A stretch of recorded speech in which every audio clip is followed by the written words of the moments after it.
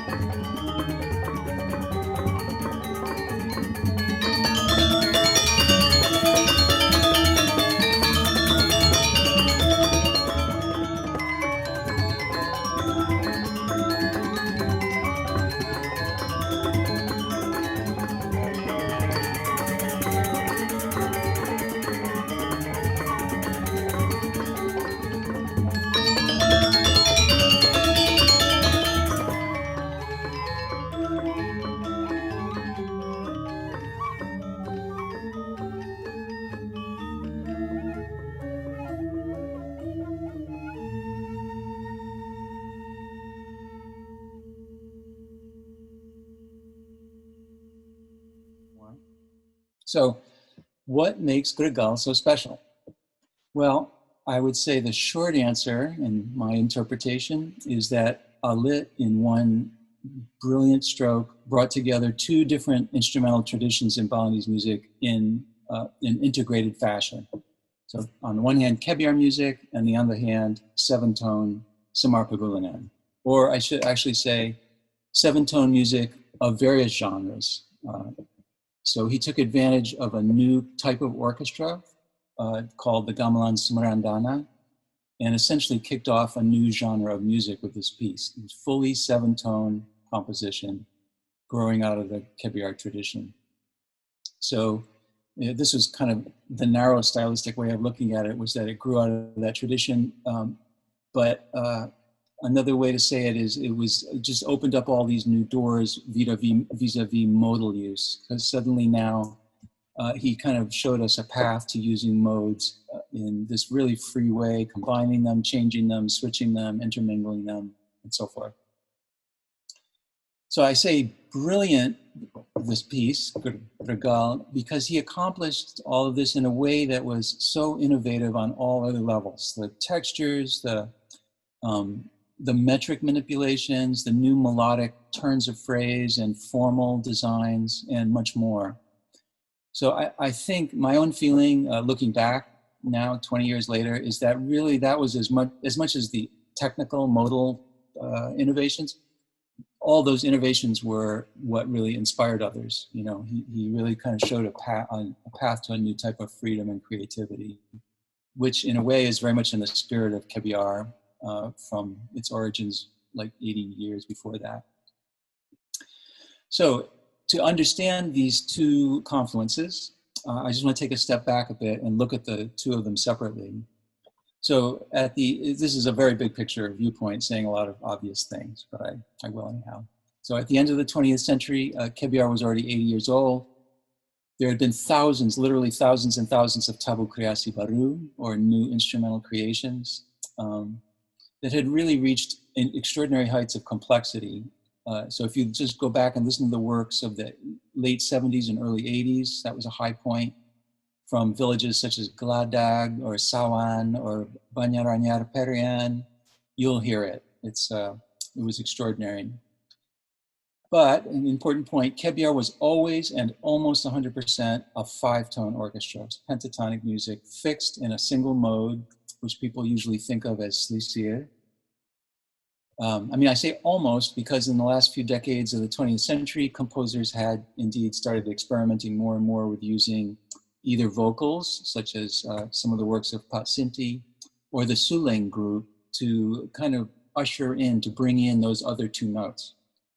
So mostly these had the feeling, those early works, or much of the time I'd say, of blue notes, you know, blue tones, momentary touches on a different color. But by the 1990s, a few composers such as Nyoman Winda and Wayan Udana started featuring short sections or phrases that were really in different modes than slisir. So, and they did that by having the suleng supply that other tone, and in that exact moments in the melody, in the rhythmic texture, the other instruments would be silent. So just kind of perfectly, suleng would perfectly fill in that note with that moment with one of these other two tones. So it was a kind of a bit of fancy instrumental footwork, I'd say, to get non-slisir modes in Kebiar. So I think of it as multimodal ideas. We're kind of tiptoeing into Kebiar. So looking at the other strands, 7-tone music, well, I mean, even more than Kebiar, 7-tone music was hugely, deeply evolved in Bali, centuries old, very, very rich traditions. But I think one of the key facets here is that they really existed in a different world than Kebiar. They were on a different aesthetic frequency level or feeling. So on the one hand, there were these sacred ceremonial genres such as gambang and slunding. And on the other, there were the court-related forms such as gambu and semarpagulingan. But I think in both of those, because of the associations, these genres had a kind of precious or heirloom feeling for Balinese composers. I think they really existed in a way in a kind of living museum, and that's museum in the good sense of the word. They were this beautiful garden of wondrous music, carefully attended and watched over by highly skilled curators and practitioners. And most musicians, or maybe almost all, stood in real respectful awe of them. So I would say for those 7-tone genres, it's interesting to look at how the modes actually functioned, how they were used. The various patutan, one of the words for mode in Bali, were always very clearly expressed separately and distinctly. A piece was either entirely in one or another mode, or sometimes might toggle back and forth between two different modes in a single piece in very tightly prescribed ways. I mean, there were very rare and occasional moments where it was somewhat ambiguous what mode you're in, like it might be a series of 5 sequential tones rather than the usual 3-2 skipped arrangement. But there was never, in my humble opinion, never any tradition of true 7-tone music in some like Schoenbergian sense, where all the notes would have been treated equally. So there you have these two traditions. What changed? What opened the door for Alit? And I think it's pretty clear that it was the creation of the Gamelan semaradana in 1983, so 17 years prior, as a kind of multi-stylistic gamelan. Essentially, it was a gamelan gong kibyar with those extra 2 notes added back in and strategically placed. Like they were not in all registers of all instruments, but very strategically placed. And it's interesting also to look at why it was created. Pat Brata, who came up with this, his motivation was not to create a super kebyar for modal synthesis, but to have a kind of a versatile orchestra for dance drama, such as Sendratari, a kind of multi-stylistic gamelan. And you could, if with that type of gamelan, you could evoke other styles. You could, for example, just play kebyar music, ignore those other 2 tones. You could play in a so-called slendro mode and get a reasonable facsimile of an angklung. Or you could imitate a Samar Pagulangan playing in, for example, in tumbung or sunaren mode. So you could make references, in other words, to these distinct musical genres without switching instruments. That was the idea. Put it all on one keyboard, so to speak. And that's really how most composers used the Gamelan semaradana for the first 17 years. I mean, there were actually some very notable early exceptions that pushed the boundaries.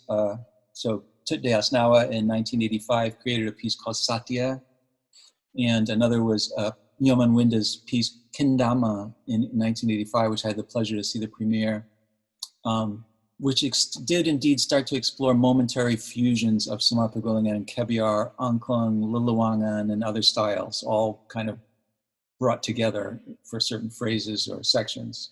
And that piece really kind of set a high watermark, I'd say, until Geregel 15 years later.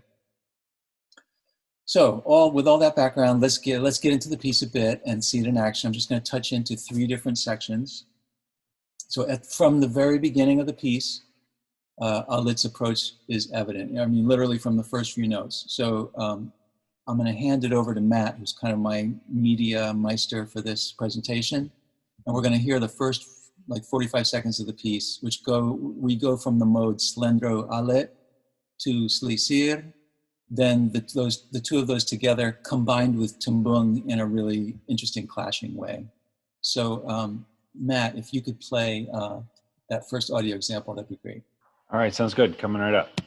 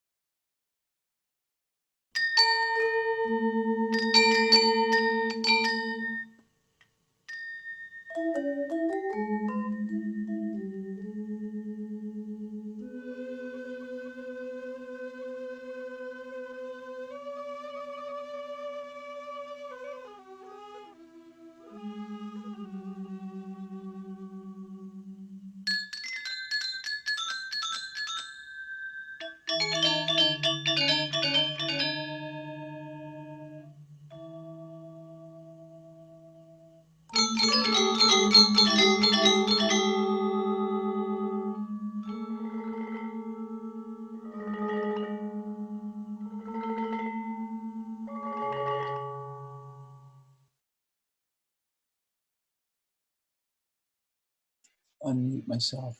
Okay, thank you.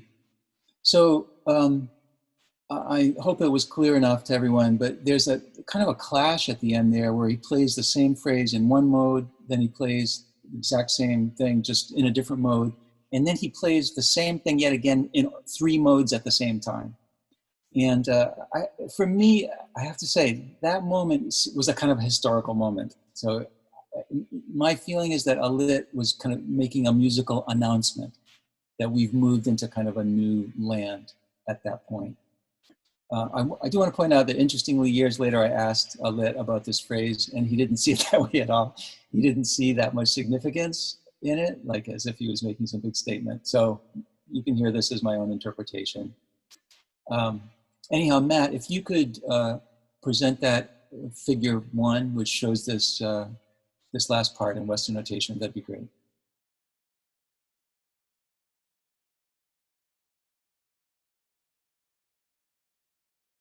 So there you can see at the top line, it's played on the kantilan in Slendro Alit, and the middle system, you can hear it played, the Pamades play it in Slisir, and then the third system, it's in those 2, plus adding tumbun all at the same time, creating these kind of clusters and clashes.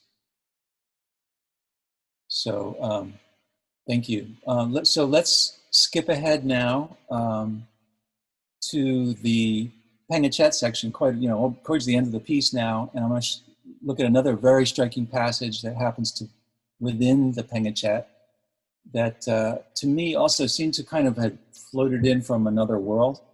So Matt, if you could show the second visual figure. There we go. I hope that's visible for everyone. Here, Alit has the rayong divided into 2 pairs.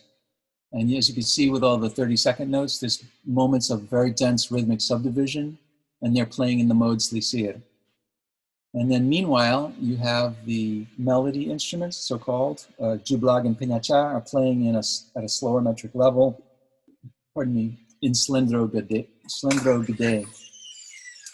a mode that had not been heard anywhere else in the piece. And then finally, the Jagogans are the slowest, playing in Slisir. They're on the bottom, or next to bottom staff. So Matt, if you could play this now, this is music example number 2. If it's possible to look at it while we're listening, that'd be perfect.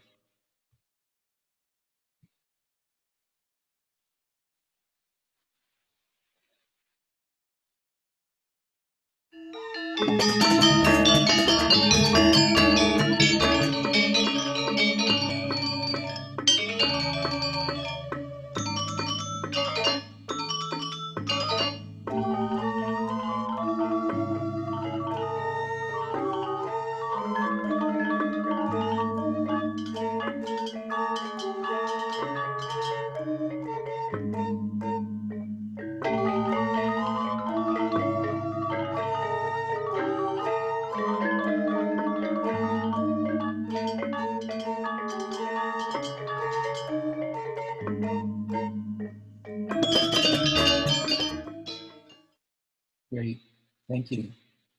So, I mean, even aside from the strangeness of these combinations and textures, there's yet another aspect that I found really cool and innovative, which is its formal position, where it happens in the piece, because it's in the middle of the Pengachet.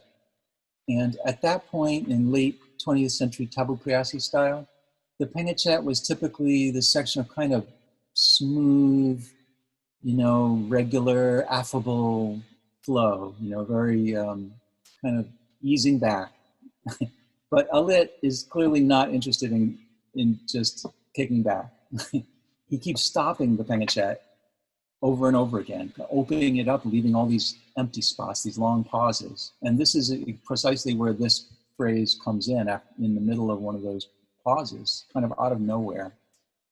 And I remember distinctly when I was transcribing it and thinking about this section, I really had this strong image of Alit kind of as a mad scientist, like as if he's looking into these 2 machines. You have Kebiar over here, and you have 7-tone music over here, and he's kind of like saying, well, let's take the 16 electrodes from this and we'll plug it into the 17 inputs from that, and let's see what happens, just kind of in a spirit of playful thrill.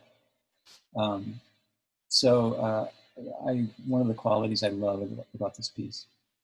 So let's do one more. This is now the very final, the actual closing section, which Alit calls the Penyowood.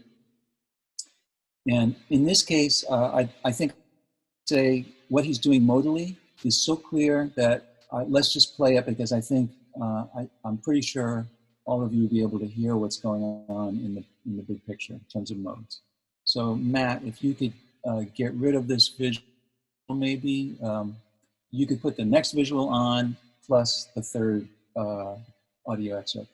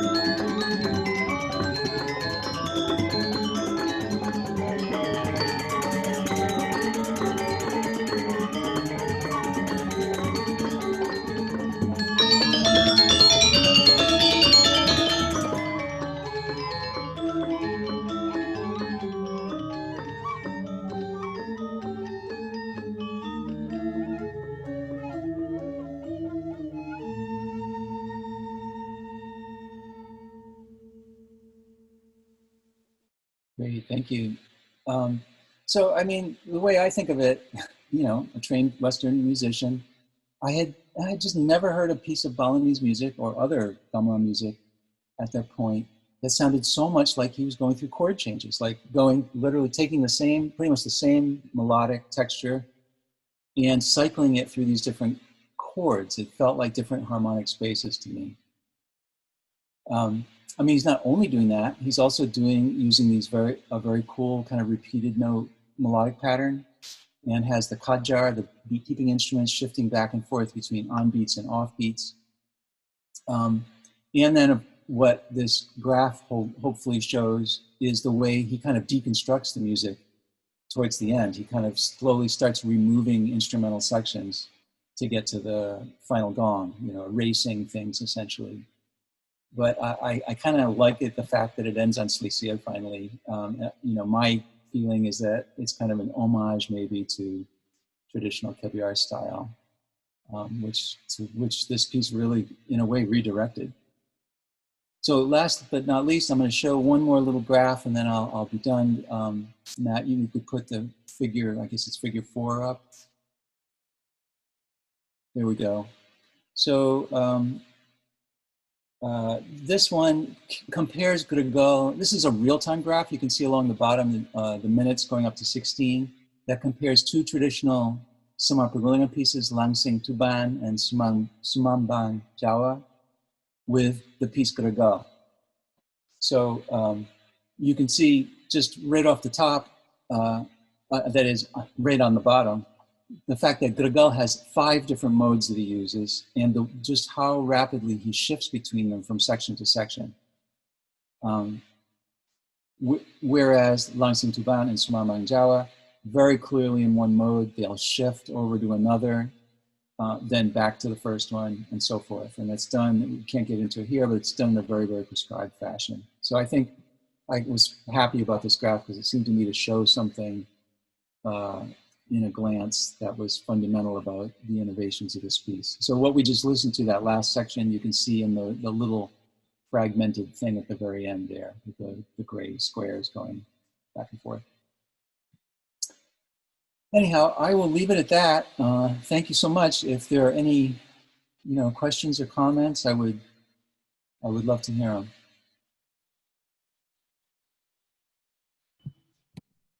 Thank you so much, Wayne. That was really cool. Can't wait to listen to the full piece, thinking about all this stuff too. Sorry for those people that had trouble seeing the images. I'm not sure what else I could do here, but there might be some on your screen. You know, different screens have different, you know, aspect ratios and pixels and whatnot. So that might help. I should point out that the all of this, basically what I talked about in all of these figures are in that article I wrote in Perspectives of New Music. So if you really want to get it, you can email me offline and I'll send you a copy. Yeah, if anybody has any questions, what we usually do is jump into the chat box, put your name in there, and then we'll call on you and you can unmute yourself and then ask a question. So it looks like Putu. Oh, I'm sorry. We do have a question from Patmade Lasmawan. If you would like to ask your question, feel free to unmute yourself. I'm here with my father and my little brother, and he's going to ask a question. Okay, cool.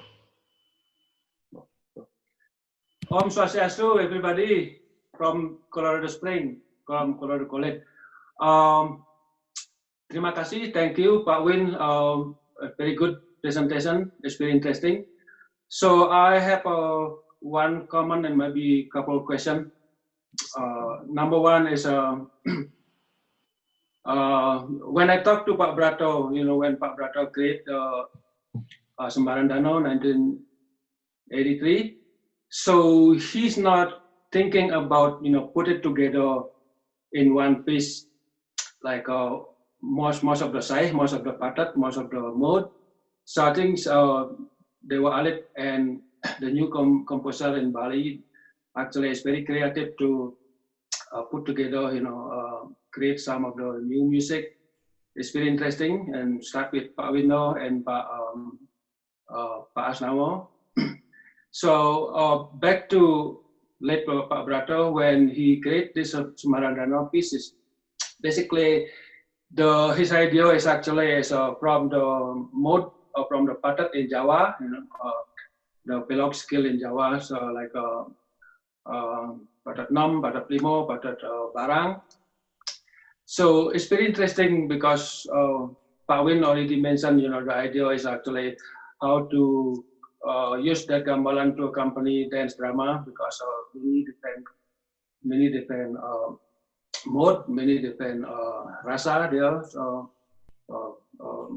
Pak Win already mentioned about angklung, about Semar Pegulingan, Gaung Kejar, and so on. So back to Dewa Alit's composition. So probably, if number one question is maybe Pak Win can mention a bit the meaning of the Geregel. So where that word come from? And of course we know that in Java, from the vocal music in Java, so they're using Geregel a lot. So it's very interesting Dewa Alit put that concept to create a new composition. So I think that's for now. Thank you again. And the question is about explain about the Geregel. And the second question is about, you know, the new composer. They put it together like the first recording there. So I never heard, you know, the like 2 or 3 modes at the same time. Of course, the number 3 and recording, they put different mode, but it's a different time. So the most interesting is for me is the first one. So thank you, and maybe we can explain a bit more. Yes, thank you so much for Patmade. So, you know, I should look back again because I was never exactly clear on what Geregel means precisely, but my memory is that it has something to do with vocal music, or maybe suling playing, a kind of having to do with vibrato. And maybe you could tell us more about what your sense of the word is, or somebody else. That I would very much like to hear that. And then, I'm sorry, with essentially your second what was your second question exactly?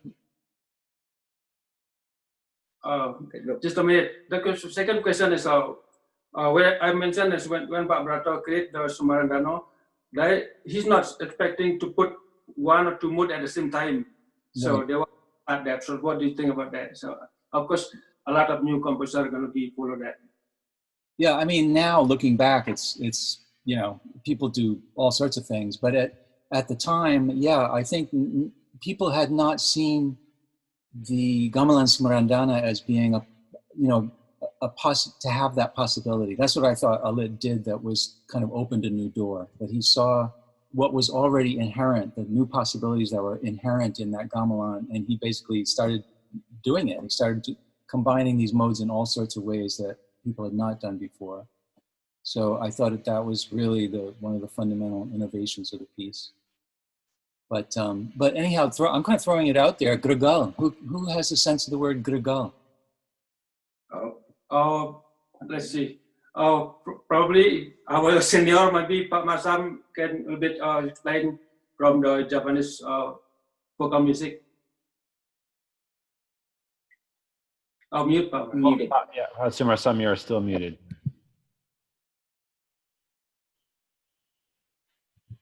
Oh, there we go. Yeah, but I guess the sense of vibrato, a little vibrato within the line of the singing, as well as in the rebab, on that matter. So that Geregel. I also have a question along line with that. The fact that the name of that section is called Langsing Tuban and Sumambang Jawa. Mas Ben, senang ketemu ini. Just do you have any references what Dewa Alit's referring to in terms of that names? Langsing Tuban, of course, that Tuban is one of the city in Java, and Sumambang Jawa. Well, I actually can't say much about the names. Those were existing traditional, quote unquote, traditional Semar Pegunungan pieces. Oh, okay. Yes, and they had been, interestingly, they and many other Semar Pegunungan pieces had recently been recorded by the players at, I believe it was still ASTI at that point, or it might have already been STSE. They had recently recorded those pieces, so the awareness, the knowledge about them, you know, the knowing that music was present for Balinese musicians and composers like Alit. Right. So, but is there any information in what way that name has connection historically with Java and things like that? I've not researched that, so I don't know. I don't know why it was named that. Thanks. Thank you, Pat. We have one more question in the queue from Mas Putu. Cool, thank you. Thanks, Pat Wayne. That was really awesome and great initial historical trajectory on setting up the context for that. My question here, I'll keep it brief, but my first time hearing this piece, I was also very compelled by most of it. And there's actually one part in your second example that always has stuck with me, and it just, for some reason, I associate it with Christmas music, and it's a terrible association, but that's the byproduct of living in the United States, right? But I was just curious to hear if, when you recorded this piece, if you what were some of the challenges with recording this piece in particular, if any? Because it seems like it's toward the end of the piece, you know, the sort of dismemberment of the sections of gamelan is very asynchronous to what has happened before that, right? And so were there any extraneous challenges in recording the piece? No, not aside from recording the group in general. I mean, we recorded 6 pieces. It happened to be one of those moments where everything just came together so beautifully. Like, we were in the courtyard of the Dewa household in Pengosekan, and it was kind of a large open space with buildings around it. So it had a really beautiful acoustic. And my aesthetic then, and it has always been, to use just 2 mics. So we spend a lot of time getting the position, the instruments exactly right. But once those things were in place, they basically just played the piece. And it came through, fortunately, in a nice balance. So there were no unusual or special considerations. Thank you. Anybody else have any questions for Wayne before we move on to Pete's presentation? Feel free to unmute and jump in if you do. Okay. Pete, are you? Thank you, Wayne. That was cool.